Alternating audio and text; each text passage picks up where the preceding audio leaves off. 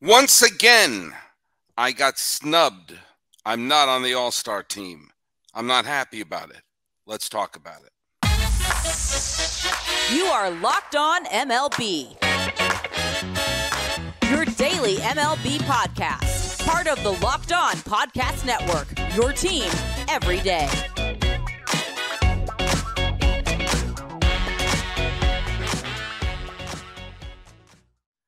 Hello, baseball fans, and welcome to Locked On MLB, part of the Locked On Podcast Network, where it's your team every day. This is the daily podcast. We talk about all the Major League Baseball. I'm your host, Paul Francis Sullivan. Look at my lower third. You can call me Sully. I'm an Emmy-nominated television producer who has been a baseball podcaster for well over a decade, and this is now my fifth full season with the Locked On Podcast Network. But once a week, I do a crossover with Locked On Diamondbacks, which means I have a co-host. He's right over there. Sign in, please. Yes, Millard Thomas, host of the Locked On Diamondbacks podcast. You can catch me on Twitter, my personal account at CreatorThomas24. Follow the show account, Locked On Diamondbacks, both Twitter and Instagram. Hopefully, Twitter is going to be back and working. I had a little bit of a fiasco this past week. And, of course, we're on all your streaming platforms. And don't forget to hit subscribe, Locked On Diamondbacks on YouTube as well. Yeah, look out. Hopefully we'll still be on Twitter. Don't tweet too much, I guess, or don't read too much. I don't know what's happening there. We'll be on Mastodon, or heck, you know what? We may have to go back to sending you postcards, because how can that? Ooh. And, Locked On MLB Pods, Twitter, Instagram, Sully Baseball on Twitter, Sully Baseball Podcast on Instagram. And hey, this episode is brought to you by Ibotta. Ibotta can give you cash back on grocery items, from produce to personal care to pantry goods to toothpaste, so you can make sure you're beating inflation no matter what you're purchasing. Right now, Ibotta is offering our listeners $5 just for trying Ibotta by downloading the free Ibotta app and using code MLB. So, I am still up north. I'm still in the San Francisco Bay Area, and as you can tell, I'm still in my mother's house right now for the next week or so. But I did a show. The last show I did I did my picks for the All-Star roster, and today we're recording this on Sunday. They announced the official All-Star rosters, and I have to say they're eerily similar to my picks.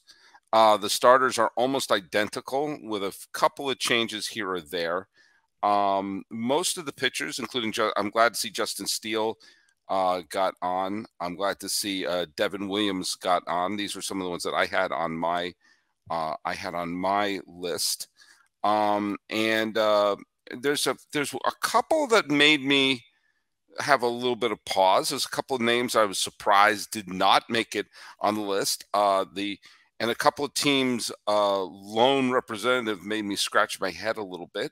Mm-hmm. But for the most part, I'm fine with who they have. And also remember, folks, there's always going to be a player who has to drop out for an injury, or a player has to be removed from the roster for this reason or another. So I can't scream too much about snubs now, because by the time the All-Star game comes around, everyone screams about being a snub usually ends up on the team. And when you go to baseballreference.com, the single greatest website in the history of the planet Earth, and you're on the All-Star team as a reserve replacement, do you know what it says? It just says All-Star. It doesn't say reserve replacement or anything like that. So it's tough for me to get too worked up about some of the names that are not on here. But I will admit there are a few that surprised me, and there's two specific that surprised me that were not on there. But tell me your initial thoughts.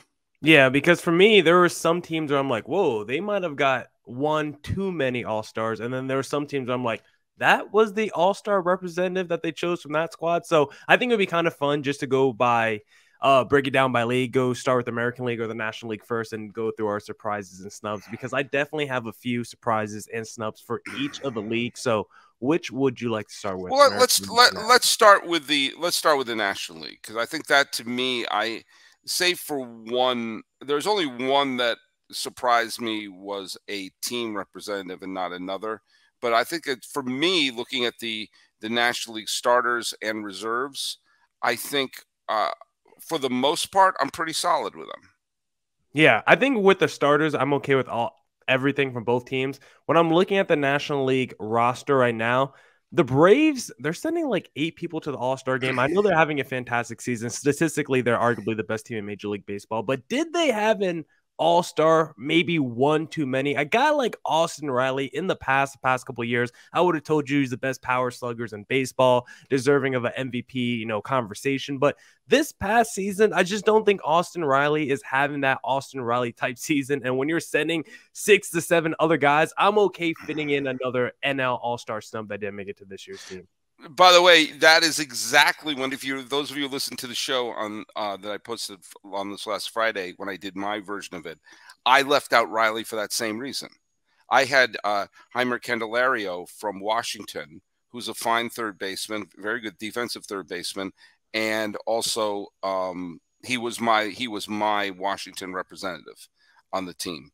And yeah, I thought, and I was going through, and I said, and I remember thinking, all right, Braves fans, you can't yell at me. This is practically the Braves starting lineup in the freaking, so half their roster in there. Yeah. And so again, I mean, it's not egregious, and they wound up bringing the pitcher Gray, who's having a fine season. And so definitely they bring in a fine, but like they have Matt Olson. I have no problem with Matt Olson. I have no problem with Ozzie Albies. And in the starting lineup, Sean Murphy. Did I have him as my? I think I had him as my starting catcher. Yeah, I think I did too. Yeah, I did. And I had Arcia as my starting shortstop. Obviously, Acuna is an excellent outfielder, and oddly, I had Michael Harris II, so I actually had another Brave on my starting lineup. I did have Corbin Carroll on my All-Star team, and I did have Mookie Betts on my All-Star team. But like, and for good measure, Freddie Freeman's thrown in there too, and I still think of him as a Brave, even though he hasn't been a Brave for a couple of seasons now.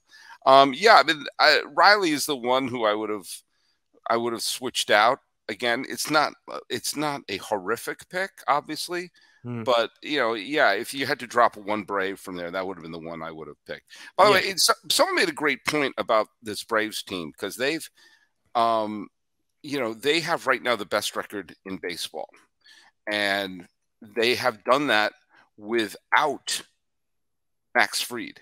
Yeah, who was Kyle Wright. You're right, Kyle Wright, Max Fried. There's another. Who's the other one big? I mean, there's a couple of really, who else? There's one other big one that's on there. Morton? He's yeah, but I mean, but either just right there, 2 all-star pitchers have contributed almost nothing this year, and here they are. They just surpassed Tampa Bay for the best record in baseball this year. And it's something I like to bring up when people talk about, well, this team's got a lot of injuries. This team's got a lot of injuries. If the Braves win the pennant this year, then you'll have 2 out of 3 years where they were decimated with injuries and would go to the World Series. They had to get a whole new outfield a couple of years ago. So when the Braves are a walking example of, hey, you've lost all-star pitchers to injury, you've had an all-star shortstop and an all-star first baseman walk. Yeah. And yet here they are. They're probably going to win 100 games again. And right now look like the best team in the National League. Sorry, we'll get to the D-backs a little bit later. Whoa. No. But no, you're right. But the Braves are the best. And so, but again, we're talking a little bit like, one of the names not on the, I have no problem if a team's the best team in baseball has a lot of representatives on there, because they're good. Yeah, there's a reason. And one guy we didn't even talk about, also from that Braves team, who made it to the All-Star game, who is carrying the load with the Frieds and the Wrights out, is Bryce Elder, who is kind of a surprise, not because of what he's done statistically, but we talk so much about this Braves young core and all the up-and-coming players they've had with the Michael Harrises and the Spencer Striders, but like coming into the year, I feel like no one really had a Bryce Elder conversation. He wasn't really on my radar. Now he's turned into one of the best young pitchers in baseball. He's like top 3 in the National League in terms of ERA, another All-Star. He's probably going to get bagged by the Braves at the end of this season as well. Yeah, and if some of these, if I don't know what Fried's situation, I don't know if he's out for the rest of the year, but if he comes back, I mean, sometimes it's like, do they need to make a big deal, or do they just have to wait for some of these people to come off the disabled list? I mean, we're going to find out soon enough. But yeah, Elder and Strider have become the most entertaining 1-2 punch, and they're both under 25 years old. Yeah. So good on them. And speaking of your former Brave, Dansby Swanson, does he feel a little bit like a reach for this All-Star game? Not exactly having a great season. But there's the nationally shortstop situation is not that great right now. But do I need another backup shortstop, or could I put a different infielder into that spot? Maybe someone that's having a really fantastic season off the second best team in the National League, Ketel Marte, who was a snub for the National. Yeah. But he was a snub, and it's funny. I had him on my All-Star team, and I did not have Lourdes Gurriel Jr. But I had Marte, I had Corbin Carroll, I had Gallen. I represented the Diamondbacks quite well, thank you very much. I was surprised that Gurriel got the call. I think at the time when the voting first started, Gurriel was probably rightfully in that fourth outfielder spot. But then since then, his numbers have just kind of tailed off just a bit. And then there's some just other guys in the National League that's pretty deserving. Like when I think about the D-backs team, I'm surprised a guy like Gurriel's making it. But Ketel Marte, Christian Walkers, and the Merrill Kellys, they're going to be missing it from this D-backs roster. Just kind of interesting as an all-star representative narrative. I also was surprised that Brandon Nimmo of the Mets wasn't on there. Brandon Nimmo is having a wonderful season. Pete Alonso was the Mets representative, and I had Nimmo as mine. I think Nimmo's having a better all-around year. And he has been, and in the few Mets highlights we've had this year, Nimmo has been right there in the middle of it. I don't think any of these exclusions have been, are breathtaking. And I do think, as I said, by the time we get to the game itself, we'll see some of those holes being filled in. I think Juan Soto had a really good last month going into the All-Star break. I think that boosted his case. Diaz being the lone Colorado Rocky in there. But again, like Ellie De La Cruz is not on there because he's only played for a couple of weeks.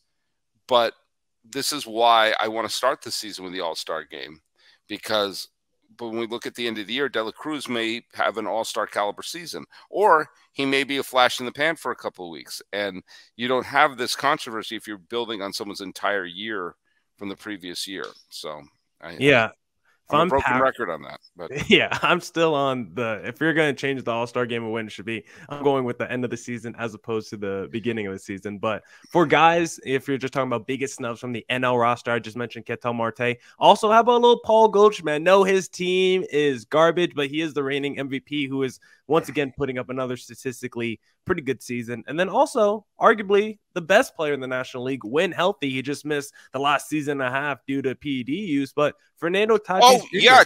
Tatis should have been on there. Yeah. That was a surprising one. If you're talking about a guy that's going to be an injury replacement, he seems like he's number one in that power ranking, because who doesn't want to see Fernando Tatis in an All-Star game? And also, I do think you have to have at least one backup for each position, because you're not going to, especially if something happens to Arcia during the game, you don't want to have someone playing out of position in the All-Star game.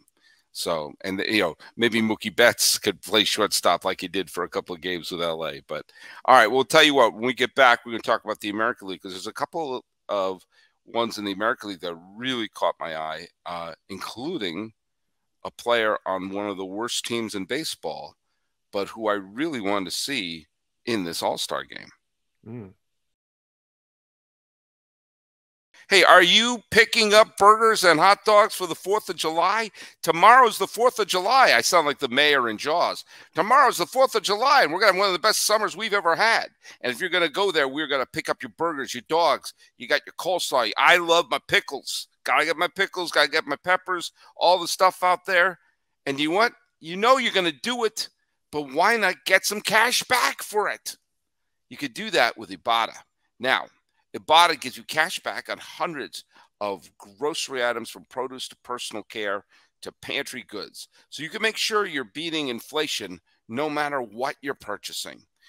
Either link your loyalty account or upload your receipt after you shop, and you get cash back. It's really that easy. The average Ibotta user earns about $120 a year. That could cover the cost of an entire shopping trip. Or you can use your cash back to buy that flight you've been eyeing. If you want, I'm going to be flying up to Oakland pretty soon to catch one of the last days games of this year. Maybe I can sort of cover the cost with Ibotta. And guess what? You can do what you want with the money back. Other apps give you points, but that don't amount to much. With Ibotta, you get real cold, hard cash back, and you can cash out your bank account, PayPal, or gift cards. You can earn cash back on hundreds of online brands and retailers, too, when you start with Ibotta, including Lowe's, Macy's, Sephora, Best Buy, and more. Right now, Ibotta is offering our listeners $5 just for trying Ibotta by using the code MLB when you register. Go to the App Store or Google Play and download the free Ibotta app and use code MLB. That's IBOTTA in the Google Play or App Store and use the code MLB. Ibotta, put that cash in your pocket. All right. All right. All right. By the way, we were having a great 4th of July cookout tomorrow, and we're going to do what we do every year. We cook out. We have a ball game on. Ooh. And then later we watch the greatest 4th of July movie ever made, Jaws. Got to do it. Jaws. That's the big attack is on the 4th. Independence Day? No, please, Independent. Jaws. Okay. Jaws. I would have to think of other movies that fall on the 4th August. of July. For God's sakes, tomorrow's the 4th of July. We're going to have one of the best summers we've ever had. If you fellas want to worry about the safety, you do whatever you have to make the beaches safe. But those beaches will be open this weekend. That's right. That's the mayor in Jaws. By the way, it just shows my favorite detail about Jaws and Jaws 2. The mayor covers up the first death, keeps the beaches open, and more people die, okay? And to the point where everyone sees that's what he did. In Jaws 2, he's still the mayor. You would think it would be easy to run against a guy who kept the beaches open. Vote for me and you will not be eaten. But no, he got reelected. Got to vote, people. You got to vote. I just looked up some other movies that take place around the 4th of July. How about a little Hamilton? Mm-hmm. Magic Mike XXL. Those are two very different. Those are two very different films. All right, well, we're going to go off on a wild tangent here. But yeah, go watch some baseball. Watch a great movie with Hamilton. You want to watch 1776, Independence Day. I'm going to watch Jaws, and let's check out the American League All-Stars. Pretty close to what I had. Jonah Heim, Yandy Diaz, the up the middle infield of Semien and Seager. I had Bichette over Seager, but I had Seager on my roster. At that point, we're kind of nitpicking there. Mm-hmm. Boy, there's a lot of Rangers and Rays on this team. Now Judge is one of the starting outfielders. Of course, he's not going to be on the active roster. Yeah. Trout and Rosarena. Shohei Ohtani, of course, is going to be the DH and the starting pitcher. I'm glad to see Bichette and Whit Merrifield get on there. I'm Salvador Perez. The Royals don't have a legit all-star this year. So, Perez is like, they need another outfield. They need another catcher. Austin Hayes, Luis Robert Jr., Ordan Alvarez, Odelis Garcia, Jose Ramirez, Vlad Guerrero Jr. I have no issues with any of them. They're all solid players having solid years. I'll tell you the one that caught me by surprise. And we're nitpicking here a little bit when you're talking about getting the lone representative from a lousy team. Brent Rooker is the A's representative. Okay. Brent is, nobody on the A's is having a great year. But he is, I wanted Ruiz. Stuart Ruiz. The guy has 42 stolen bases already. And he has, his batting stats are, his OPS isn't higher, but he's batting higher than Rooker. And he is the type of player that when, as we're emphasizing speed in the game right now, you're going to put him on as a pinch runner. Everyone's like, oh, this guy's got 42 stolen bases already. He's, got a player from the A's being that secret weapon of your pinch runner, the speed. I think he would add an element of excitement that, no offense to Brent Rooker, congratulations for making the All-Star team, but Ruiz would add that level of excitement. And I was really disappointed when I saw he wasn't on the team. That's actually one of the biggest disappointments I had looking at the roster, is the A's token rep was not the token rep I wanted.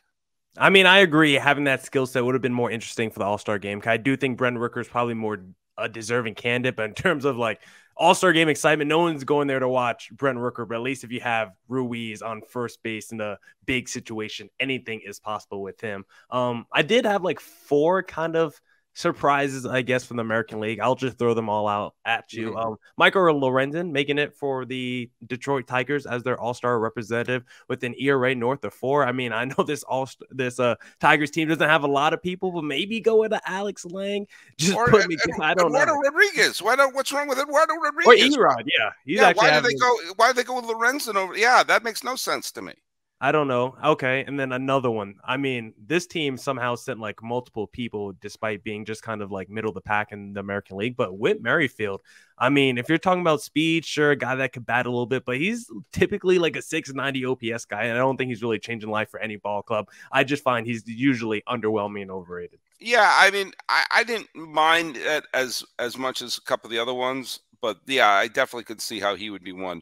I was surprised that Kenley Jansen was the Red Sox rep and not Alex Verdugo.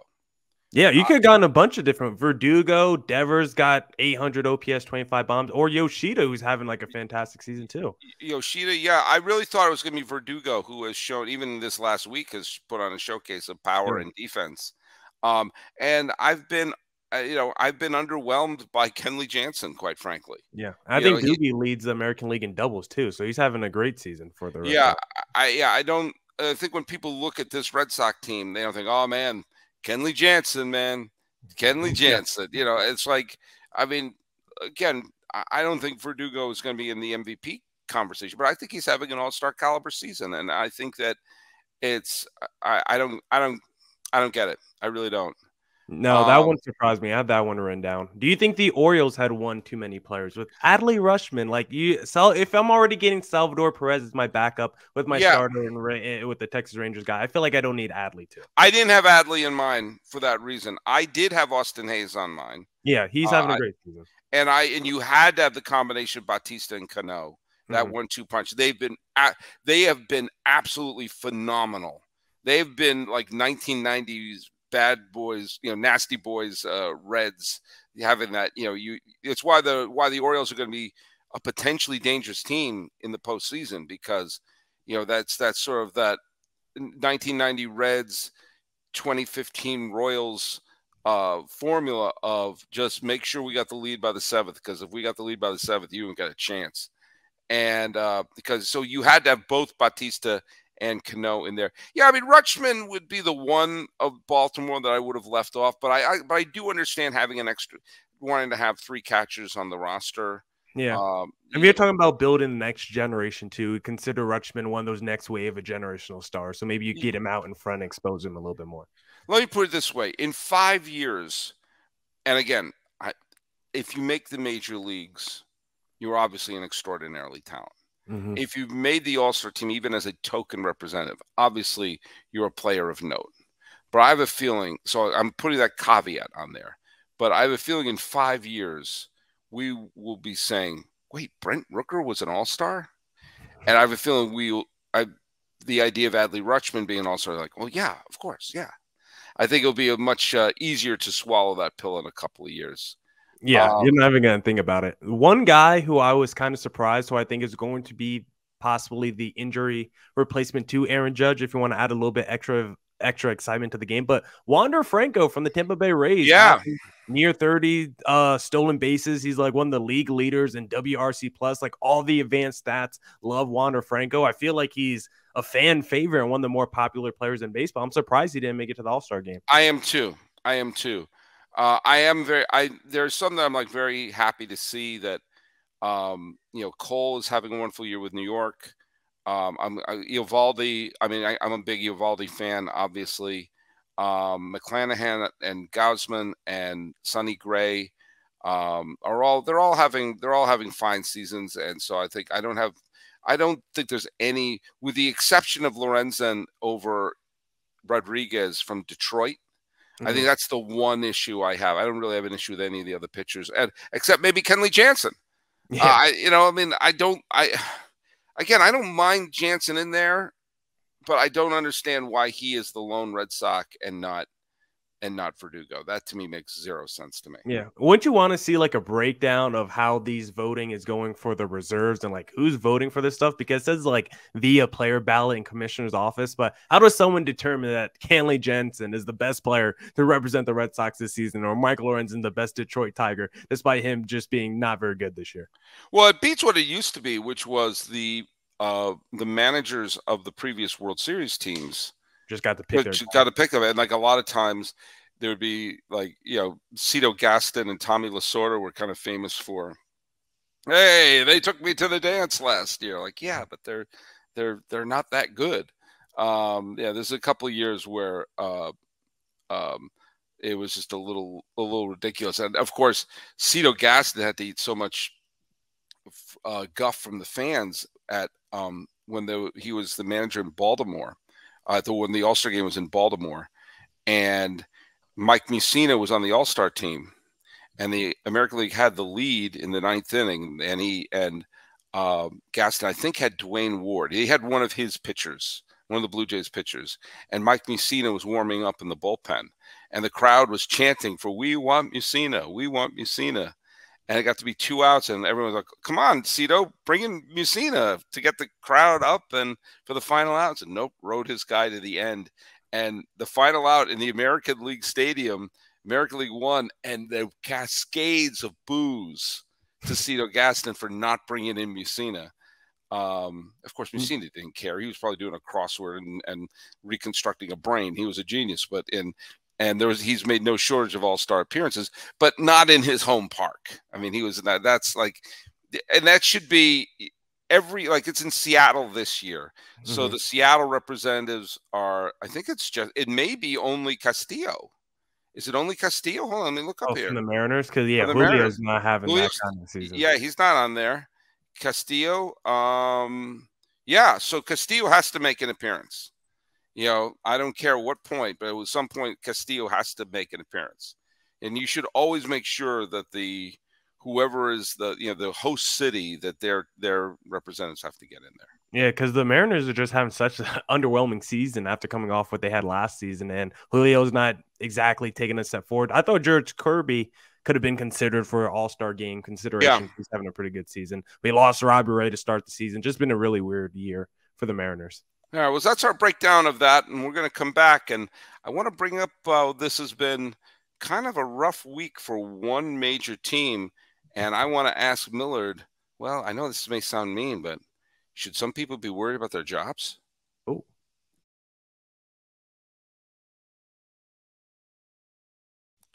Hey, Millard, we're here. We're dropping this on the 3rd day of July. There are just some quick things. We're not going to do a super long segment at the end, but I had said that this last couple of weeks were the most critical weeks maybe in the history of the Angels franchise, because they were tiptoeing on the verge of contention, on the verge of being one of the wild card teams. And the trade deadline, we've got the All-Star break coming up, but the trade deadline is going to be coming up very soon. And for the Angels, they have to go on a big winning streak, become a playoff team, and patch whatever holes necessary if they want any hope of keeping Shohei Ohtani beyond this year. And I said this was huge gut check time for the Angels, and they immediately went on a 4-game losing streak.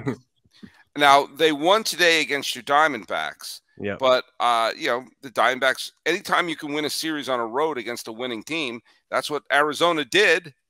And they managed to pad their lead in the National League West because L.A. lost a couple of games to Kansas City of all teams. So Arizona's looking pretty good heading into the break. But for the Angels, I'm sorry, this is a catastrophe.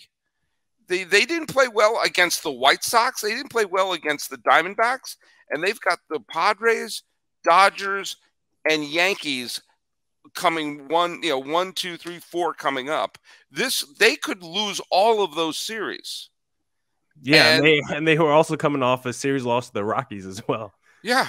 I mean, this is like, and of course, look at, if they fall deep enough behind, you almost have to think that they have to look in the mirror and say, we're going to lose Ohtani. Let's get something for him. Yeah. Is it a hyperbole to say they're at the greatest crossroads in their franchise's history? And it may be the greatest crossroads that they're ever going to face in their franchise's history, because the last player that we compare Ohtani to is Babe Ruth. And we all know what happened to Babe Ruth when the Red Sox traded him away. What happened with that curse? And if you're the Angels, do you want to move a guy like this? Of course, if he hits free agency and he leaves, it would be smarter to trade him at the deadline. But do you even want to do that kind of business? We're trading away this transcendent talent. This guy could bring in and make you more money than any other player in maybe all of sports. Ohtani is the breaker of chains. He's the queen of all dragons. He's Daenerys Targaryen. You don't want to do bad business with Shohei Ohtani, because you will get burned, just like Targaryen, the Queen Daenerys, did to all her enemies. You don't want to do with Shohei Ohtani. This dude is way too good. I think in the end, you want him on your team, because why would you not want to have the best players that we might have ever seen? Arguably the Michael Jordan, the Tom Brady of baseball. If this guy, the way he's hitting his ceiling right now, if he is the greatest guy to ever grace Major League Baseball, why would you want to let him go and make him play for another team? You can't compare him to Tom Brady, because this would be if Tom Brady was a great quarterback and also a great linebacker. Yeah. I mean, it's like he is a $250 million hitter and a $250 million pitcher. That's why I have no compunction signing him for $500 million, because you're getting those two players and saving a roster spot. If the Angels, a super high revenue team, this is not a small market, small revenue team. The Angels are flush with cash. They make piles of money. Not only do they have great attendance, but they have a huge media package. Okay? Trout is there for the long term. He wants to stay and win as an Angel, but that just may not happen. And it's just gut-wrenching that you have both of these players. Both are all-stars. And both, Trout was the presumptive MVP, and now Ohtani is. And you have those two players on your team at the same time in a league where we've seen fluidity at the top of, we've seen fluidity at the top of the American League West. Yes, it's been the Astros for the last bunch of years, but look, it may be the Rangers this year. What did the Rangers do that the Angels couldn't do? And, they brought in Bochy. The last time the Angels were in the playoffs, Bochy was leading the Giants to a World Series championship. So, I mean, there's a couple of teams who I think the people in charge should have their jobs taken from them. I think almost everyone in the front office of the Angels just jettison them. Yeah, and how could you reconcile with your fans if you were able to let a guy like Ohtani walk, or if you traded him at the deadline? How could you look your fans in the eye? Because even a team like the Red Sox, when they traded away Mookie Betts, at least you had him in your system the whole time, and then you won World Series with him, and you had playoff droughts and failures and the high notes, and you won MVPs. With Ohtani, it's not like he's been in this Angels organization for a decade plus and came up through a young pup. You only got to see the greatest years of Shohei Ohtani, got to witness him in his prime, and then he breaks potentially this playoff curse that you're going to have, where maybe you actually win a playoff game during Mike Trout's tenure, because Mike Trout is yet to win a playoff game, and then you let arguably the greatest guy ever leave. I don't know how you could look your fans in the faces ever again and say, you know what, we're an organization committed to winning and putting the best product on the field. They're not. Yeah, you can't do both. Yeah, and I think that everyone in the Angels front office has to be held accountable. I mean, you'd say everyone's gone out. And, I would say the same thing, by the way, I would say the same thing to Mozeliak and everyone in the Cardinals, as we are, this will be 10 years since their last appearance in a World Series. They've traded away superstars. I mean, look at how many people on this all-star team, from this year and last are former Cardinals. you know, whether it's Gallen or Rosarena or last year Alcantara. How many of those players are winning with other teams? And now they're talking, well, should we trade away Goldschmidt? Should we trade away Arenado? I mean, that's been floated around. And in a division where nobody put a great team on the field, they are, you know, yeah, they took Trout 3 from the Yankees, but they've been tremendous. They've been terrible. And this front office has had the car keys for the last decade or so. And yeah, they've made the playoffs a bunch of years, but they're not this year. And the pennant drought is going to be a full decade at this point. And you don't bring in, as I said before, you don't bring in Arenado, you don't bring in Goldschmidt thinking, oh, hopefully we'll be a wild card team. We're pushing our chips to the center of the table to try to be a pennant winner. And this team right now is miles from being a pennant winner. And at some point, there's got to be a little bit of accountability. Yeah. And if I'm the Angels being 2 games back of a wild card spot, do you push all your chips in and try to make the playoffs this year, and you just try to convince Ohtani that this is a winning environment? And yes. I don't know if it's too late. I don't know if you've had conversations or gotten indications that Ohtani wants to listen to other offers and go check out other teams. Because if you're just one winning season away, one competitive playoff run away from signing Ohtani long term, then I think you got to do everything in your power to get as far in the postseason as you can this year. I think you have to. I mean, this is the point I'm making about these next bunch of weeks. They have to fill in they have to make a big splash trade. They have to do something to try to win him back. Because if you don't, then you might as well trade him. Because, the playoffs are within their reach. And you got to be able to take the mindset of, look, when you get in, we've seen mediocre or teams that didn't have great seasons go all the way. Mm-hmm. So it hasn't happened much in the American League, but it's happened more in the National League. But still, I digress. But you have to play that card. Because hopefully say, hey, we'll get to the postseason and go deep. I mean, that has to be everything. That has to be all their cards on the table. If not, they've wasted 2 generational talents. And then everybody has to be that would be your season ticket brochure, is a picture of everyone in the front office holding up pink slips like this with their head down. Like, that's right. We fired everybody. Yeah, yeah. And I think the deadline's like the first week of August. Yeah. We've seen the Angels go in crazy slumps before. Like, let's say in a 20-game span, they go like 3-17 entering the deadline. Then you trade Ohtani.